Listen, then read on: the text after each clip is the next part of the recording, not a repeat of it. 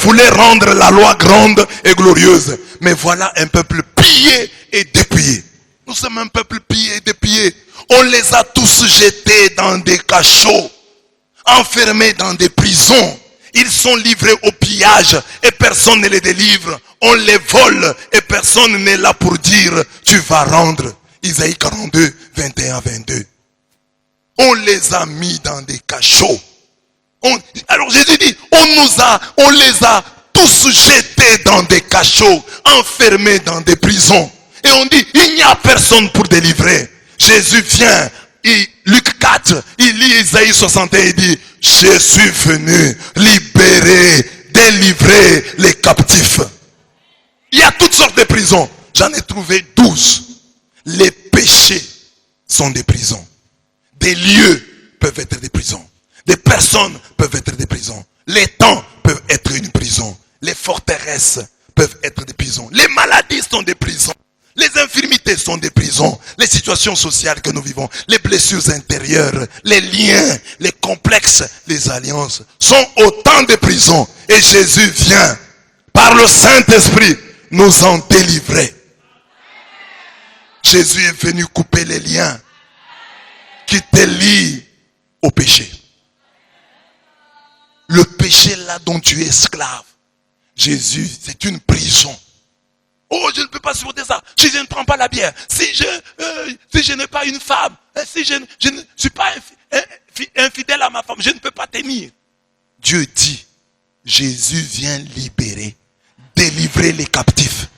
Si tu as été retenu captif par l'impudicité, par le vol, par le mensonge, par l'orgueil, Jésus-Christ vient t'enlever de là. Il vient te sortir de cette prison. Sors de la prison du péché. Sors de la prison du mal. Ah non, c'est comme ça que je suis. C'est une prison. Tu dois sortir. Oh, je reste là. C'est comme ça que je suis. C'est mon caractère. Non.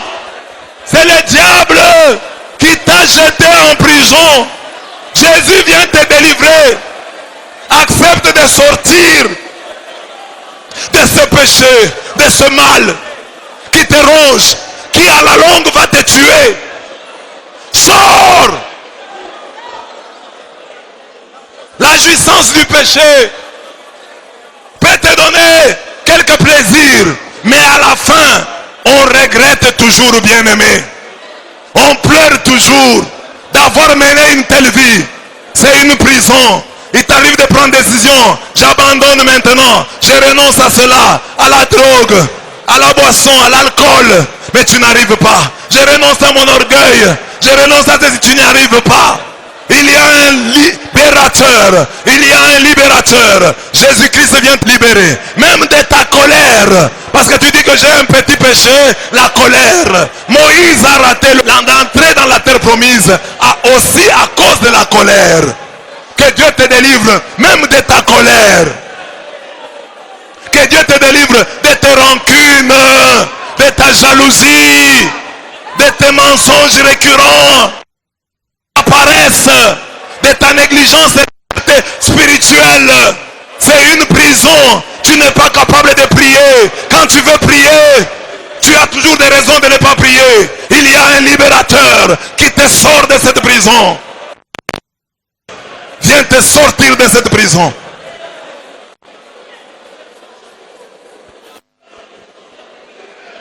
Amen. Tu peux vivre à des endroits. Tu crois que je suis dans un endroit normal, c'est un endroit comme tout autre. Non, c'est une prison. La parcelle dans laquelle tu es locataire, cette parcelle familiale où tu restes, ce quartier où tu restes, ça peut être une prison. Depuis que tu es là, ta vie ne change pas, les choses n'évoluent pas. Parfois Dieu te donne des indications pour que tu déménages, mais tu aimes cette parcelle. Oh, ici le courant est stable. Oh, ici il y a toujours de l'eau. Ça peut être un piège du diable pour te maintenir à cet endroit. Oh, ici je suis seul dans la parcelle. La parcelle ici est clôturée. Mon frère, si tu vois que tu es dans cette parcelle, depuis des années, rien ne marche. Cette parcelle-là que tu aimes tant, cette avenue-là que tu aimes tant, cette parcelle familiale que tu aimes tant, peut être une prison. Sors de là! Sors de là!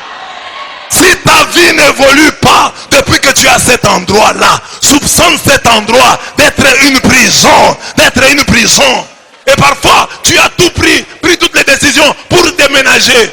À la fin, tu vois toujours que tu es resté. Le bailleur a dit, je vais hausser le prix du loyer. Et tu as pris la décision, je vais partir. Quand il sent que tu veux partir, il te dit, non, ne pars plus, je baisse. Et il baisse le prix et tu restes. Une prison.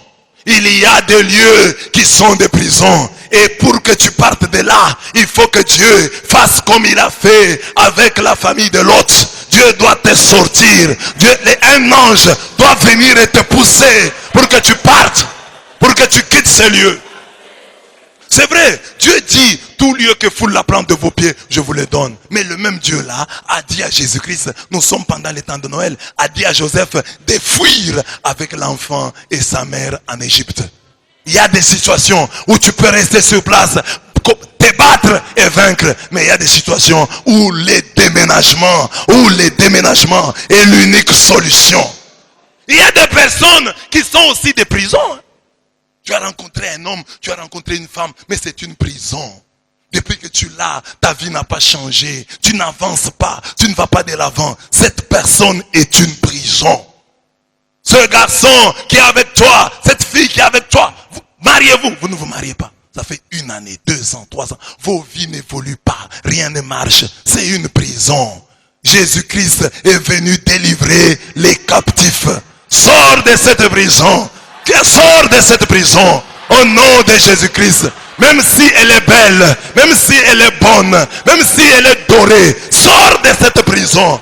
Et là, comme tu n'as pas la force, j'ai dit que c'est un des chantiers du Saint-Esprit. Que le Saint-Esprit te saisisse.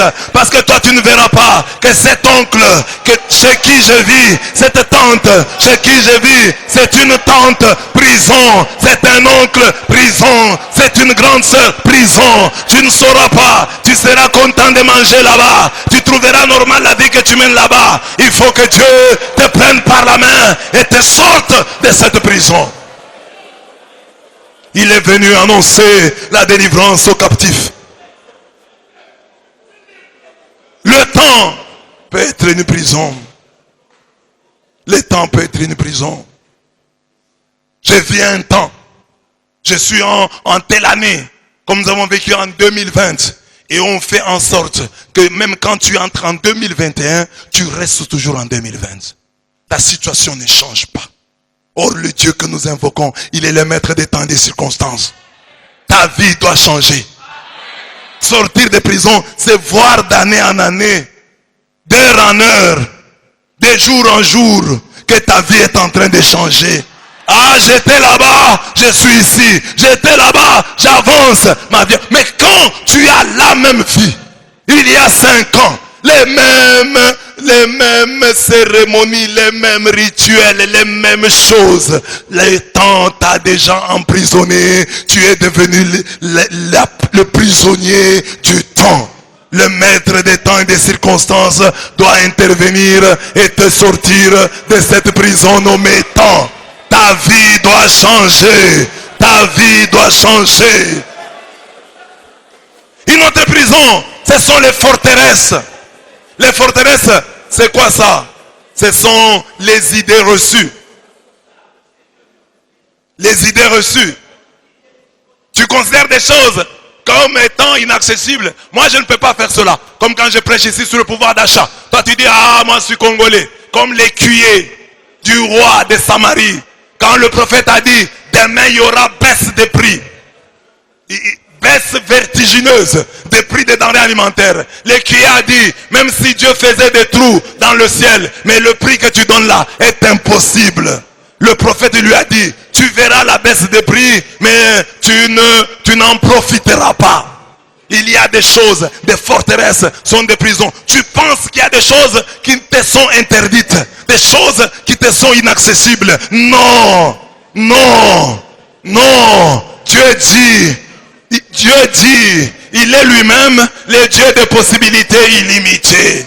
Quand tu entres en lui, deviens aussi un homme aux possibilités illimitées. Que sur toutes les portes qui t'étaient fermées te soient maintenant ouvertes. écroule les forteresses qui te disent, ah toi tu ne peux pas aller jusque là. Non, tu vas aller.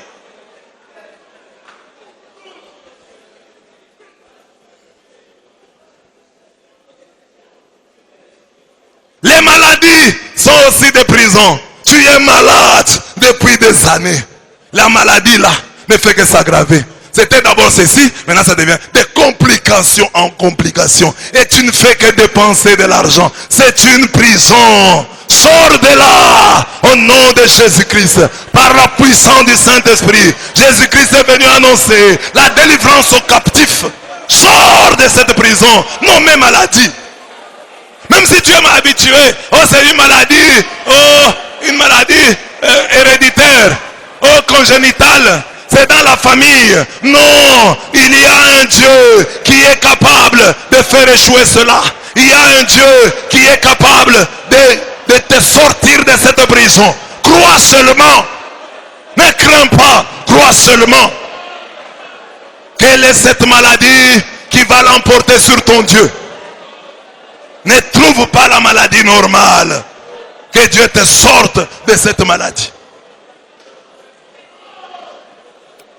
Non seulement les maladies, mais aussi les infirmités. Hein? Parce que comme chrétiens, nous prions souvent pour que Dieu nous guérisse de nos maladies et nous laissons tranquilles nos infirmités. Il y a des infirmités pour lesquelles tu dois prier. Et Dieu doit te délivrer. Et Dieu doit te changer. Si la chirurgie esthétique est capable de faire quelque chose, mon Dieu est plus que les chirurgiens esthétiques. Oh, ça c'est déjà dans mon corps. Je suis comme ça. Si tu as quelque chose qui ne te plaît pas, demande à Dieu qui a créé ton corps. Il est capable non seulement de te guérir des maladies, il te guérit aussi des infirmités. Dieu peut rendre quelqu'un beau. Celui qui ne l'était pas, il peut devenir beau par la prière. Parce qu'en fait la beauté, c'est la perception. C'est le regard de l'autre sur toi et le regard, ton propre regard sur toi-même. Et Dieu est capable de le changer. Pas seulement comme ça, mais même physiquement. Dieu est capable. Il te guérit aussi des infirmités. Oh, tu acceptes déjà. Oh, je suis myope. Oh, je suis presbyte. Je ne sais pas voir. C'est comme ça que je suis. Dieu te guérit. Dieu te guérit. Tu peux ne plus porter ces lunettes-là. Dieu est capable.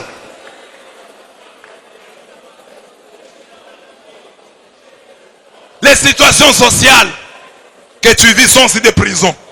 Tu manques toujours de l'argent. Tu n'as rien. Tu es ceci, tu es cela, indexé. Tout le monde te connaît comme un mendiant. C'est une prison. Et toi tu en profites. Oh, je suis le mendiant de la famille. Et je dois aller chez les grands frères. Je dois aller chez la grande sœur. Non! C'est une prison. C'est une prison dont tu dois sortir. Sors de cette prison. Sors de cette prison. Les blessures intérieures sont aussi des prisons. L'influence négative que peut avoir sur une personne, les paroles méchantes, les gestes méchants, les regards méchants dont il a été victime dès sa conception. Ce sont des blessures intérieures. Tu ne sais plus bien vivre. Tu crois, comme on t'a injurié, comme on t'a abandonné, comme on t'a rejeté, il suffit d'un petit rien, tu es sur la défensive, tu crois que tout le monde va te rejeter, tu soupçonnes tout le monde de vouloir encore te rejeter, et tout le temps tu ne fais que pleurer, et tout le temps tu ne fais que maigrir. C'est une prison. Tu te crois haï, tu te crois mal aimé, c'est une prison, parce que dans ta vie, on a fait ceci, on a dit cela contre toi, et tu en restes marqué. C'est une blessure intérieure. Tu dois sortir de là. Les liens sont aussi des prisons. Les péchés, les malheurs qui ont élu domicile d'une manière mystérieuse dans une famille ou dans un endroit ou chez ceux qui portent un même nom. Ce sont des liens. Ce sont des prisons. Oh, je porte le nom de ma tante. Ma tante était toujours maladive et je suis aussi maladive. Oh, dans notre famille, les filles ne se marient pas. Voilà pourquoi moi je ne me marie. C'est un lien, c'est une prison. Jésus-Christ, par le Saint-Esprit, vient te sortir de là. Vient te sortir de là. Ce qui est arrivé à ton père est arrivé à ton père, ne t'arrivera pas. Dans notre famille, nous mourrons à 50 ans. Tu ne mourras pas à 50 ans. Ce lien-là, ce malheur-là, qui a élu domicile dans la famille, toi tu vas les sauter au nom de Jésus-Christ. Dans notre famille, ceux qui mettent au monde n'ont pas d'argent. Ceux qui ont de l'argent ne mettent pas au monde. Oh, que ces liens-là soient coupés au nom de Jésus. Au nom de Jésus.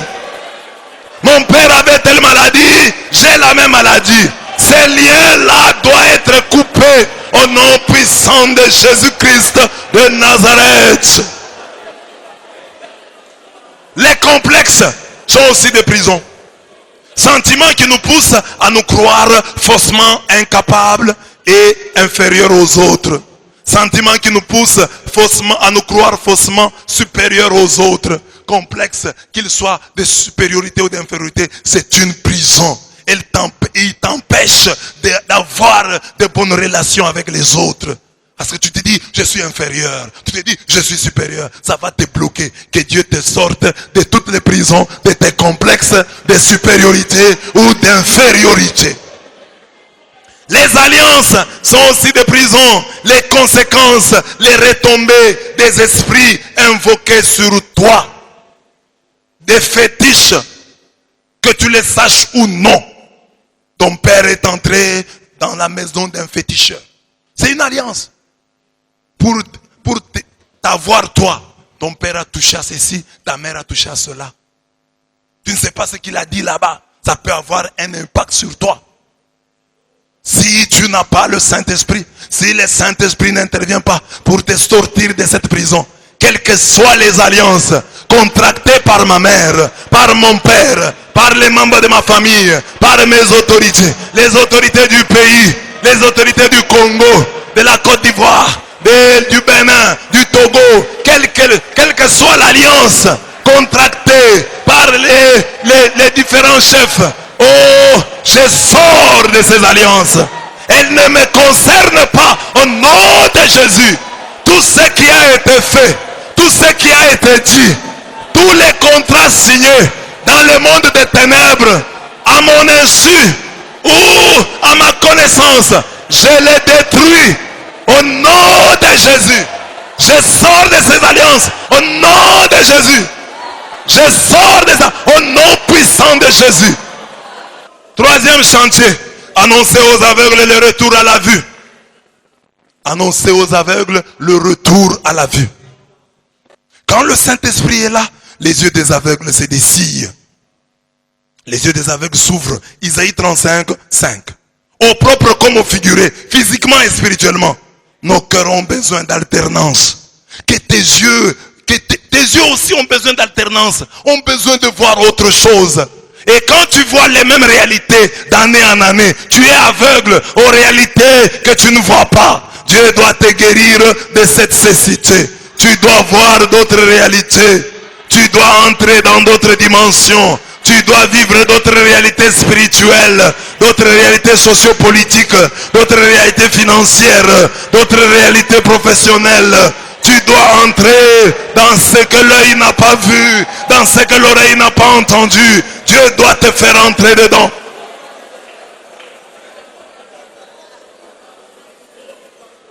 Ne demande pas à Dieu la grâce de trouver un bon ophtalmologue ou des bonnes lunettes. Demande à Dieu de te guérir promptement et totalement de tes maux Dieu, physiques, spirituels.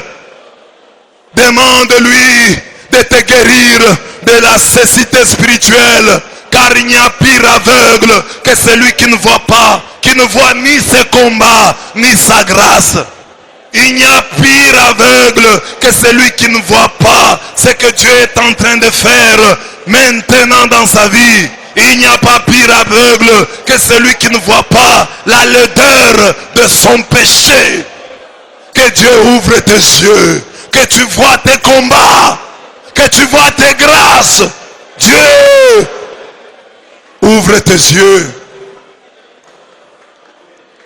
Quand l'esprit Et là, chacun reprend le credo de l'aveugle de naissance. Quand il a été guéri, quand les gens lui faisaient la pression, lui posaient tant de questions, il leur dit, je ne sais qu'une chose, j'étais aveugle et à présent j'y vois. Jean 9, 25. Que tu dises aux sorciers qui t'attaquaient, mais qui venaient le matin te parler gentiment, que tu leur dises, j'étais aveugle, maintenant je vois. Que tu dises à l'esprit qui te poussait à ne pas prier, à fuir la prière, à mépriser les hommes de Dieu, à mépriser les frères de l'église, que tu dises à cet esprit, j'étais aveugle, maintenant je vois. Je vois où se trouve mon bonheur. Je vois où se trouve ma bénédiction. Que les diables qui t'amenaient dans telle maison t'entendent lui dire, je le faisais car j'étais aveugle. Maintenant je vois.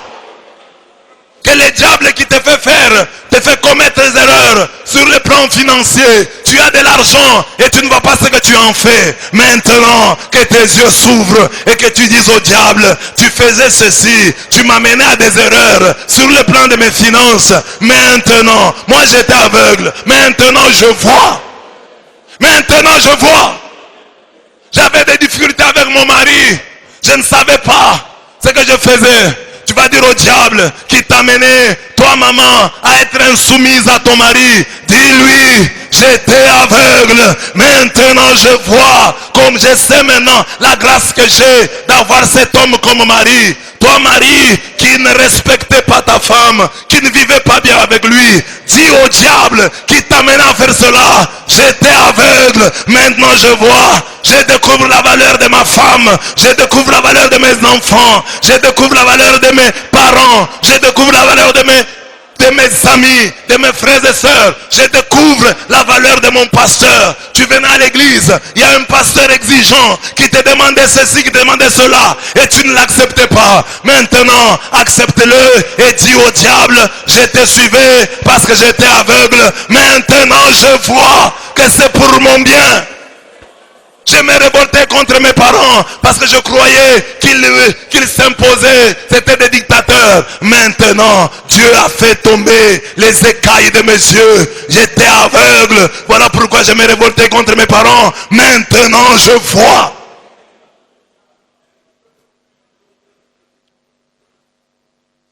Et quand le Saint-Esprit nous consacre, nous devenons capables de conduire les autres. Par notre parole et notre exemple, nous sommes capables de constater le passage des ténèbres à la lumière. Nous pouvons dire aux gens, voilà, j'étais ceci, j'étais ténèbres, maintenant je suis lumière. Je suis lumière du monde.